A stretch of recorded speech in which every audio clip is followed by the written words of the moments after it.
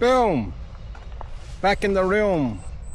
Welcome to the 17th of June, 2026.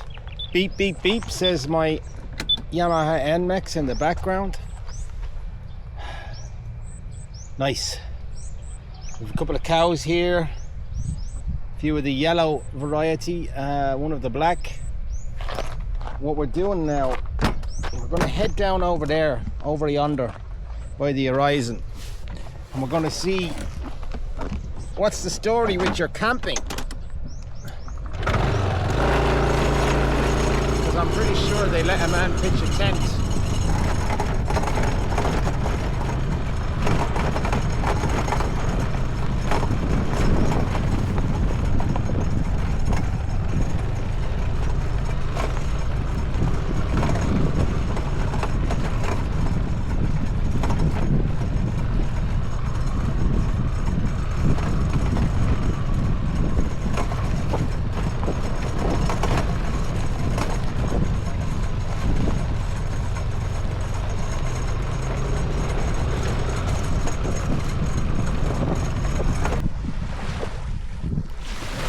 That's a grand spot for camping. There's a campfire there. Little makeshift hut over here. There doesn't seem to be any proprietor knocking about the place, but... Hello! Do you do camping here? No camping, no? Okay. Ay, ay, ay.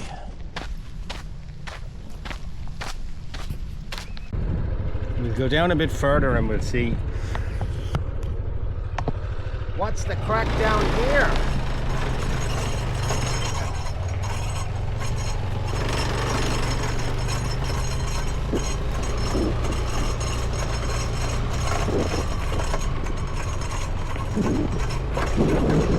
Hello. Hello.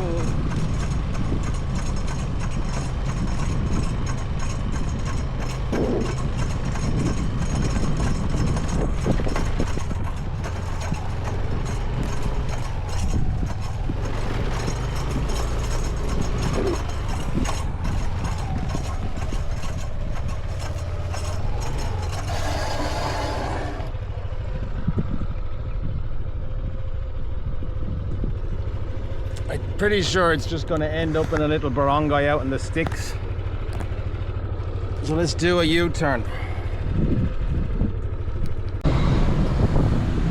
Cruising through Bocalet City.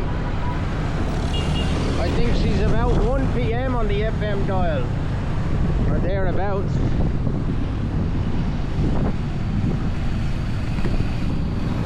It's about 30 degrees, and there's the current price of petrol, 78, 77, no, diesel is 77, unleaded is 78. There's not much of a difference there, to be honest. Maybe though, she's come down from 80, 88 or something. You would wonder, like, is there some committee of gobshites located somewhere in the world that has a number of calculated and other assortments, and maybe they're using ChatGPT, and with a big fat belly on each of them they'd say, licking their lips, how much can we put the oil up to now? Hold on there, we'll get that fucking gobshite from America to do something. We'll threaten more bombs, and that'll bring the price up or down. Speaking of gobshites, on your left you will see the famous golden arches. There's a massive amount of those scattered around Bocalet, and I have actually been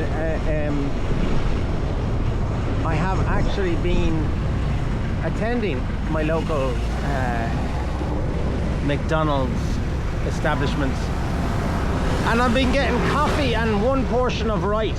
Coffee, and a friend of mine in NA says there's medical benefits to that if you get just a small little portion of rice. If you were to have a small little portion of rice a few times a day and whatever about your coffee, I'm not able to do it a few times a day. I'll do it in between instead of snacks. But sure, I'll shut up now. 11:38. It's not 1 p.m. at all. I'm on Starbucks on Laxon Street. I'm gonna go in here and get myself a jug. A jug of Americano coffee. And read the papers maybe before I head on out to, I think, Victoria's. I think I'm going to go to Victoria's. It's about an hour away. I'm going to decide now when I drink my coffee. And this is the Nature Resort, Nature Village Resort. I think that's the name.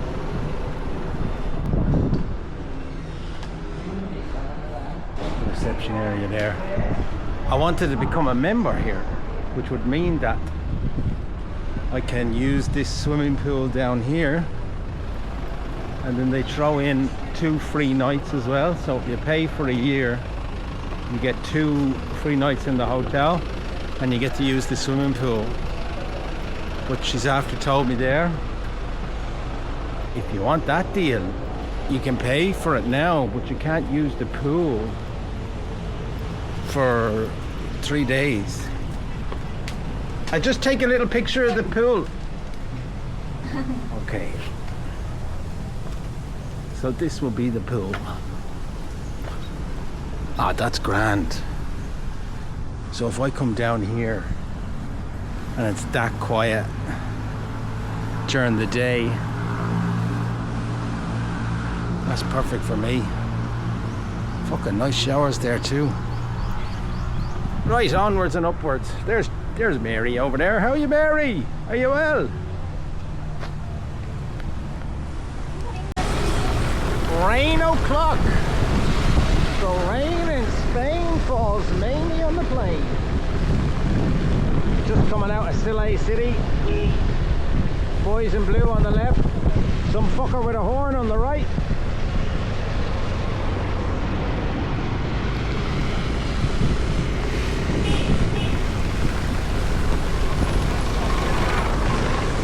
Little bit of rain won't make me give up. I'm determined. Make a little video, add it to the Negros Rambler YouTube channel. People will watch, people will enjoy. And if they don't, your future self will see it. Your future self, of course, will appreciate the things you did in the rain in the Philippines.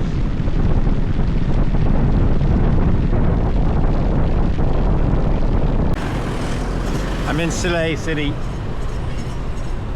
The rainstorm has passed. Jesus, it was fairly bad there for about an hour or so. I sought refuge in a Robinson Mall, and I had one of those massages in the massage chairs, not the massages with the happy endings. I'm in a bit of a bad mood now. My serenity has been disturbed. My son apparently has acted out again in a classroom, this time in his Chinese class. I might have said to you before, my son, or we were called into an emergency meeting on the second day of elementary school. Apparently he had acted out on 3 separate occasions. He had thrown another student's crayon in the bin. He had pushed over somebody's chair, I think. Maybe the third infraction was... Doesn't sound like anything strange, to be honest. The kid is in a brand new school. It's 8 in the morning till 4 in the evening. There's 32 kids in the class. It's a very strange environment to find himself in. And the teachers know that he has been assessed by an ASD professional before. He has spent some time in special schools for children with special needs, and so they should be aware of his autistic behavior, or that he may have autistic needs. Now, what happened was, on that particular meeting, we said a prayer to Jesus. This is very important when you're talking about autism. said a little prayer to Jesus, and then they lay out the transgressions. He threw a kid's crayon in the bin. He knocked over a chair, whatever the hell it was. 3 different infractions.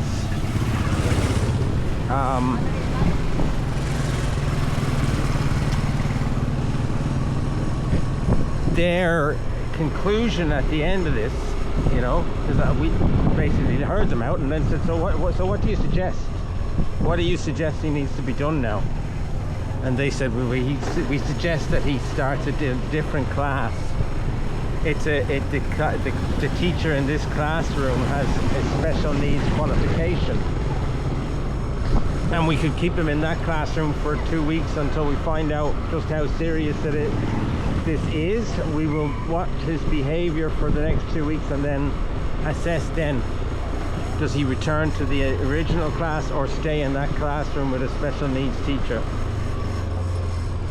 So what exactly do you say to that? On hindsight, possibly we should have asked whether they were too quick to label him as a special needs student, and maybe somebody in a more professional capacity should assess his behavior and not to be rushing to conclusions on day 2. Well, so here we are, fast track, day 6 or day 7. Something has happened, and a phone call has been made to Kay, and she's up the walls, she's frantic. She rang me up, and then of course, because we lock antlers around the smallest of things, she said I grew defensive. There was some woman in the Robinson's Mall blaring out the karaoke, some stupid